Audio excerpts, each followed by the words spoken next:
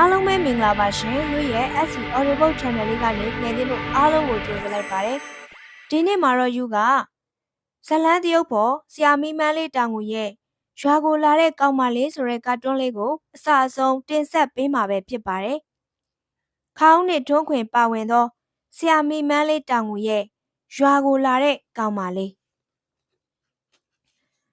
အုတ်တွင်းပြည်လန်းကျောတစ်ခုတွင်ရှိသောကွန်းသီးကြံကားဂိတ်ရောက်သည်နှင့်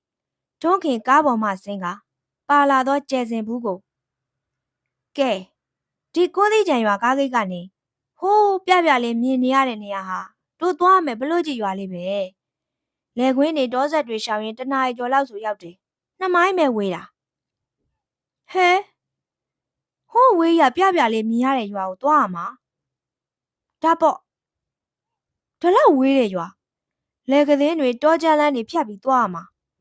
စိတ်ညစ်ပါတယ်ကြုံရကားနဲ့မြို့ပြန်သွားတာကောင်းပါတယ်ကားမရှိတော့ဘူးတူမလေးကျဲစင်ရဲ့ဒါတဲ့ငါတူမမြို့မှာကန်တော်ကြီးတစ်ပတ်လမ်းလျှောက်တယ်ဆိုအရင်ကကျဲစင်လေးတို့ပြောဘူးတယ်လေဟုတ်တယ်စလျှောက်ခါစားကန်တော်ကြီးတစ်ပတ်ကိုတနားရီခွဲကြာတယ်ခုမနေ့တိုင်းလျှောက်လို့တနားရီတောင်ပြည့်တော့ပြောစရာကောင်းတယ်ဒါဆိုခုပလို့ကြည့်ရအောင်နည်းနည်းတိုင်းကန်တော်ကြီးတစ်ပတ်လမ်းလျှောက်တယ်လို့လျှောက်ပေါ့လေးထုံးပြောတာဟုတ်တယ်ဒီရောက်မှတော့ပြန်လို့မဖြစ်ဘူးပြန်လဲအမေကရိုက်မှာဒီတော့ပလို့ကြည့်ရအောင်မနဲ့လမ်းလျှောက်တယ်လို့သဘောထားပြီးလျှောက်မယ်ဒါပေါ့သူရှိရင်တချင်းတကြောကြောဖြင့်တောလန်းကိုရှောက်နေသောတူမတဝမ်းခွဲကျဲစင်ဘူးကိုထွန်းခင်ကြည့်ကတို့ရွာအောင်မရောက်သေးဘူးသူတချင်းတကြောကြောနဲ့ရွာမရောက်ခင်ကားပေါ်မှာတငုံငုံနဲ့သူ့အမေရွာမသွားခြင်းလို့အိုးလေလှုပ်ပေါင်းအိုးလေလှုပ်ပေါင်းလမ်းမှာဘာကြွကြွမစားဘူးတူမလေးစားကလေးကြောတဲ့စားမလားစားကြင်ဘူးကျဲစင်ကအိမ်မက်ပြန်ကျင်တာခုဆိုကိုထက်မွေးနေစပြီဟဲ့စားလေးကြောအဲ့လိုမြို့မှာသူ့ဖေတူနေထက်မွေးနေသူ့ဖေတူမနှင်းပွင့်မွေးနေနဲ့မြို့မှာပဲလုံးလုံးပျော်နေတဲ့ငါတူမဝမ်းခွဲလေးတကယ်တော့သူ့အမေငါမဝမ်းခွဲကတောသူအစ်စ်သူ့ဖေမြို့ကြီးသားငါမကိုနောင်ကိုင်ကိုအတင်းပိုးမြို့ခိုးပြေးလို့ငါမမြို့သူဖြစ်တော့တူမလေးကျဲစင်ဘူးကိုမွေးတော့ကျဲစင်မြို့မှာပျော်ပြီးရွာဦးတစ်ခေါက်မှမလာတဲ့ကောင်မလေးထွန်းခင်မြို့ပေါ်တွင်အမဝမ်းခွဲအိမ်သွားရင်ကျဲစင်ကိုတွေ့ရင်ရွာသို့လိုက်ခဲ့ပါမျိုးများပြကျင်လို့ဟုခေါ်လိုက်ရာရွာမှာစတိုးဆိုင်နေမားကတ်တွေရှိလို့လားရုပ်ရှင်တော့မရှိဘူးဆိုပြည့်စရာကြီးနေမှာပေါ့လိုက်ချင်ပါဘူးဈေးစတိုးရုပ်ရှင်ရုံတွေမရှိပေမဲ့သူ့တလေသူ့ရိုးရာပျော်စရာကောင်းပါတယ်ငါတူမရဲ့ဒါဆိုရွာလူတွေ ready made တွေမြို့ဝဝယ်ပြီးသုံးရမှာပေါ့ ready made တို့ဘာလို့မရှိပါဘူးဟဲအံ့ဩတယ်လူတွေဘလို့စားကြသလဲနော်အဲ့ဒါကျဲစင်တို့အမေငယ်ငယ်ကနေခဲ့တဲ့ရွာလေးဘလို့စားကြသလဲလိုက်ကြည့်ပျော်သွားလိမ့်မယ်ဈေးတောင်မရှိတဲ့ရွာလိုက်ချင်ပါဘူးလေးထွန်းရဲ့တနေ့ထွန်းခင်ရွာမအကြောင်းကိစ္စတစ်ခုရှိ၍သူ့မအိမ်သွားရဖြန်းသွားချင်ပါဦးဆိုသွားရမယ်သွားကိုသွားရမယ်ငါအမသူသမီးကျဲစင်ဘူးကိုရိုက်နေစူးနေတယ်ဘာလို့ပါလဲအသာနားထောင်မှရွာမှာနစ်ပါကြီးတဲတန်ဖြစ်ပြီးညို့တွေးကျင်နေပြောလို့သွားရမယ်ငါဒီမှာလှုပ်တွေလက်ဆက်တက်ပြီးလင်းကားရဲ့နေမှာလာမှာငါလည်းဒီကိစ္စနဲ့ရွာလူကြုံပါလိုက်လို့လာပြောတာအမတို့တယောက်ယောက်ကလာပြောပြီးပြီထင်ပါရဲ့ဒီတော့အမဟဲမောင်ထုံးခင်မောင်လေးလာဘာကိစ္စထွန်းခင်လာရင်ကိစ္စကိုပြပြရအေးခုပဲမှုံကြီးလာပြောလို့တိပြီးတာနဲ့သူ့ကိုလွတ်တာမသွားလို့တူမလေးကဘာလို့မသွားကျင်တာလဲဟိုမှာဈေးလည်းမရှိစတိုးဆိုင်ရုပ်ရှင်ရုံလည်းမရှိဘူးလေလို့လေးထုံပြောတာတော့သွားကျင်ဦးပေါ့ဒီမှာနက်ဖြန်ကိုနေထက်မွေးနေရှိတယ်ဘူးဖေးကျွေးပါတဲ့ကိုနေထက်ဆိုတာသူ့ဖေတူကိုထက်ကိုပြောတာအဲ့ဒီမွေးနေပြီးမှသွားမှလားနောက်တစ်ပတ်ဆိုမနှင်းပွေရလည်းမွေးနေလို့မအဲ့ခါသမီးတို့အားလုံးသဘာဝဥယျာဉ်ပန်းကြမှာဟောပေါ်လှုပ်စားကြမှာပျော်စရာကောင်းမှာနောက်ပြီးတငယ်ချင်းတွေစုပေါင်းပြီးပျော်မော်ရရွှေ့လျှောက်ကြအောင်ပါဆိုတော့သွားချင်ဦးပေါ့ခုဟာမသွားမဖြစ်သွားမှာကိုဘာကြီးနေမကောင်းတာသူတို့မှဒီဘာကြီးတူမ 2 ယောက်ပဲရှိတာ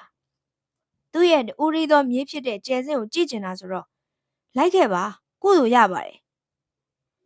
လိုက်ချင်ပါဦးဆို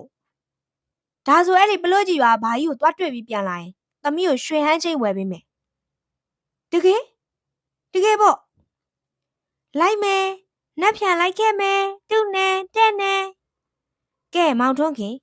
နတ်ဖြန်မင်းတူမကိုသူ့ဘာကြီးစီပို့ဖို့လားခေါ်ပြီတော့ဟုတ်ကဲ့လေးထွန်းဘာတွေတွေးနေရလဲပလို့ကြီးရွာရောက်တော့မလား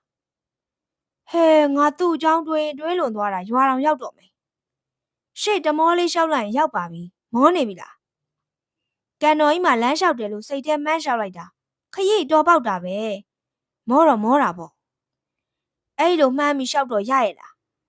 ရတာပေါ့ကန်တော်ကြီးမှာတစ်ပင်ပေါင်းစုံနဲ့ကျင်းငတ်ပေါင်းစုံအိုဩသနာအောင်ကြားရသည်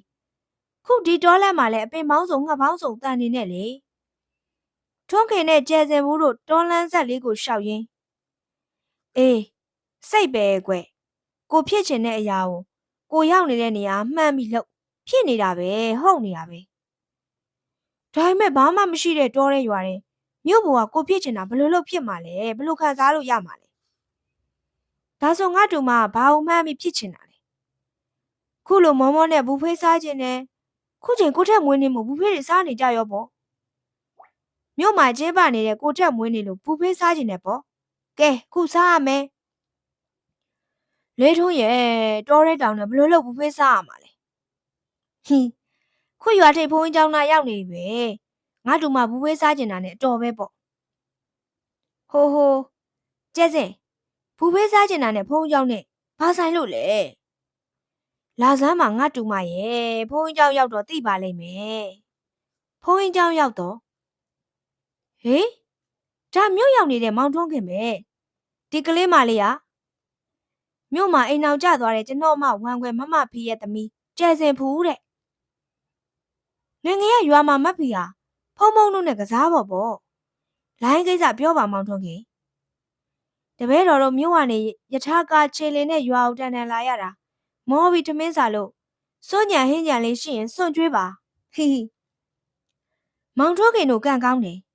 ဒီနေ့ဟင်းရောစွန်တအားပိုတယ်ကိုရင်ចောင်းသား3ဆောင်လို့စားကြတောင်မိုင်းရမလှတုတ်ကဝတ်သားတာရဲရအင်းဥကျော်စိန်မြရင်ကဘူးသီးချင်းရီဦးထွန်းတာကမြင့်ချင်မက်အိဝမ်းကငတ်ခုဖိုးသန်းနိုင်တို့ကငပိကျော်မအေးခင်ကတာလဘောဟင်းခါဦးကပြောင်းမှုကျော်စံမြကဖပောင်ဟင်းမှုံကြီးကကြွက်သားခင်ချိုတဲဘူးကတရက်သီးဖျဲသီးဟေမြို့ကဘူးဖေးဆိုတာငါစားဘူးပါတယ်ဟင်းတစ်မျိုးစီကိုတပကံစီထက်အသီးနှံလဲဒီလိုပဲတစ်မျိုးတစ်ပွဲတပကံစီထက်စပွဲရှိမှာစီတန်းထားစားကြတဲ့သူတွေကကြိုက်ရခက်ယူစားကြတာ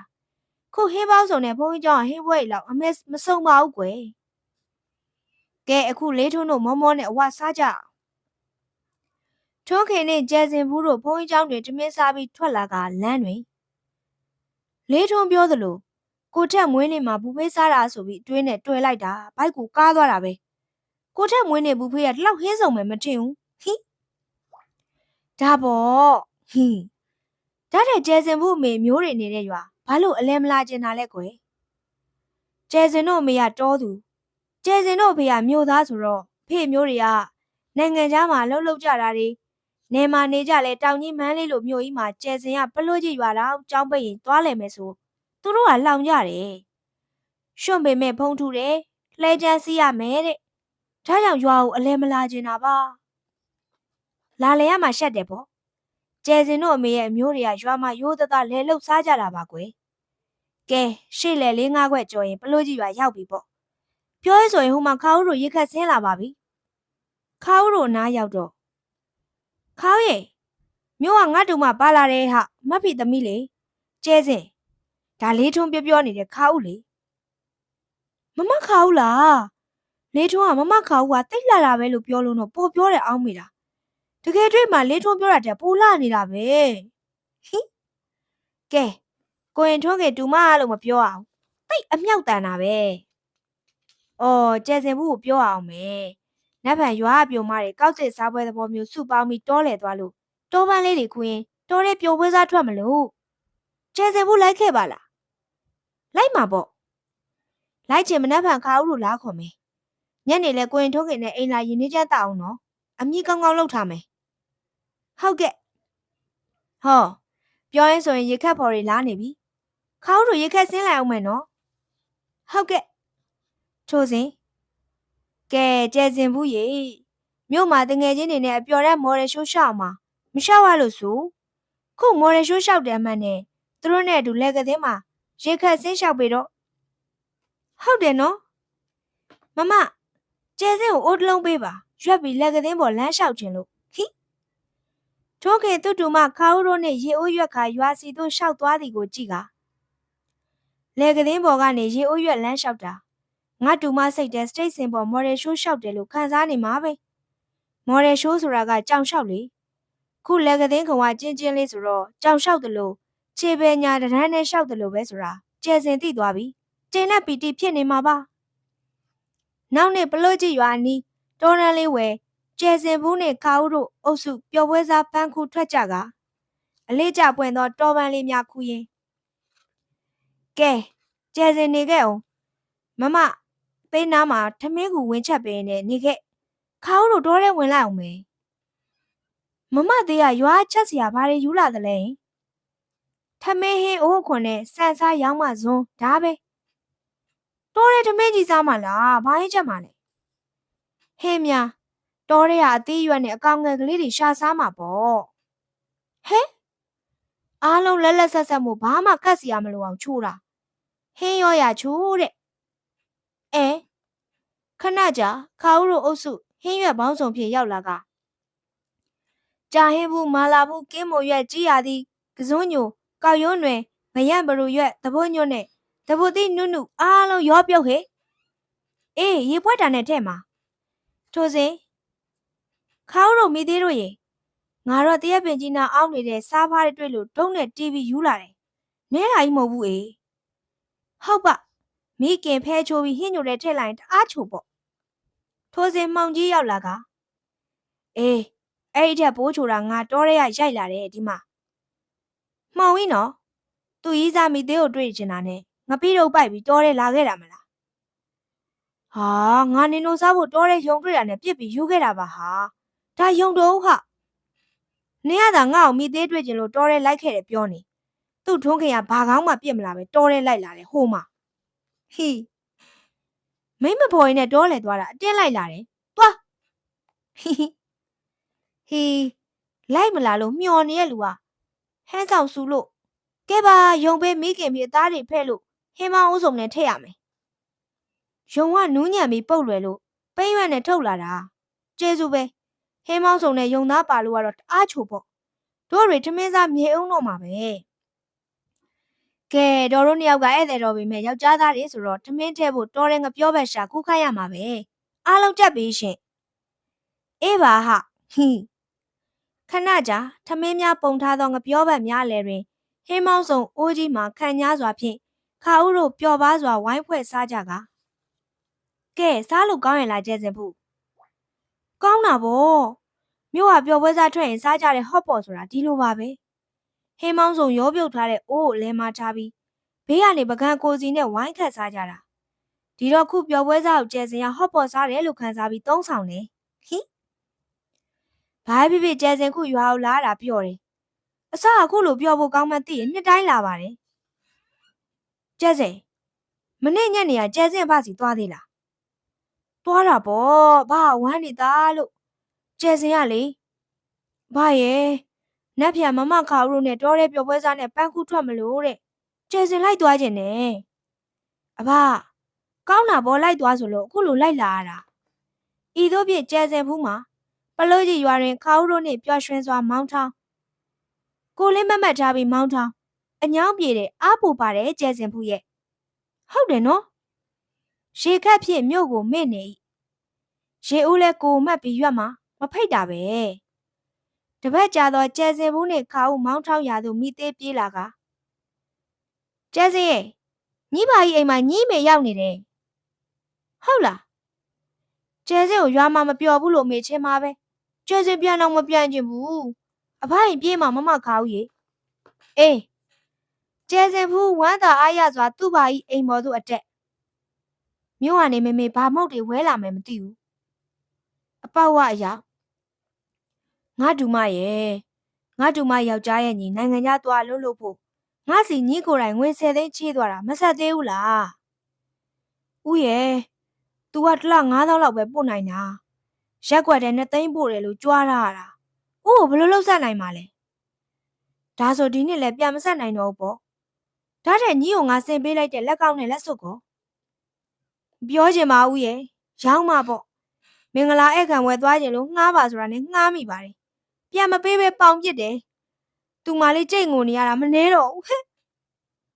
ဒါကြောင့်နေသမီးငါရဲ့အိုးရီတော်မြီးကိုငါရွှေ90သာပေးချင်တာမြို့ကနင့်လေအမျိုးတွေကြောက်လို့မပေးရတာတောင်းမိဖြုံးပါပဲကဲပါနေရွာအောင်မလာတာလဲကြာဒီကိစ္စကြီးလည်းသိချင်လို့ငါနေမကောင်းဆိုရင်နင်တို့ကိုမှားခိုင်းတာတို့တော်သူတောင်သားအရာရာမှာအကြွားဝါမရှိရိုးရိုးကြီးနေကြပေမဲ့သူများဥစ္စာချင်းငါပြီးမဆက်တာအလွဲသုံးစားလောက်တာကြီးတွေတော့အမုန်းဆုံးပဲငါလူပြိုကြီးဘွားနဲ့အယိုးထုတ်ပါငါသေးကြံတဲ့ရွှေငွေနင်တို့သားမိအတွက်ပဲငါရိုးသားချွေတာနင့်အတွက်ပဲခုဒီတိုင်းဆိုဒုက္ခပေါ့ဟဲ့မြို့ကနင့်ယောက်ျားအမျိုးတွေဒုက္ခပေးမှာပဲဘာဖြစ်ဖြစ်ငါတူမရွာကိုပြန်လာပြီးနေပါတော့ကွယ်ဟုတ်ကဲ့ကျဲစင်ဘူးတို့မြို့ပြန်သည့်နေ့မိသေးခါဦးတို့လိုက်ဖို့ရာနောက်နှစ်လာလဲနော်ကျဲစင်နောက်နှစ်ဘာကြီးအိမ်မှာလာနေတော့မှာပလို့ကြည့်သူလောက်တော့မှာဟဲဝမ်းသာလိုက်တာတကယ်ပဲရွာမှာနေတော့မှာလားသမီးလေးရဲ့မနေ့ကဘာကြီးနဲ့အမေစကားပြောတာကြားပြီးပြီသမီးမျိုးကအဖေမျိုးတွေလည်းထင်မကြီးတော့ရွာမှာလည်းလေးထွန်းလေးချစ်ပေးမှုနဲ့နေတတ်သွားပါပြီဘယ်မှာပဲဖြစ်ဖြစ်အလိမ်ညာတွေမရှိတဲ့အရက်မှာနေတာသာအကောင်းဆုံးပါပဲမေရဲ့ပြီးအားလုံးကိုကျေးဇူးတင်ပါတယ်ရှင်ခေါင်းနဲ့ထွန်းခွင်နဲ့ပါဝင်သောဆရာမီမန်းလေးတောင်ကိုရဲ့ကတ်တွန်းလေးကိုရွရဲ့အတန်လေးနဲ့ကြိုင်နေတတ်ကြလိမ့်မယ်လို့ယူကမျှော်လင့်ပါတယ်ကျမကတော့စာဖတ်သူယူပါရှင်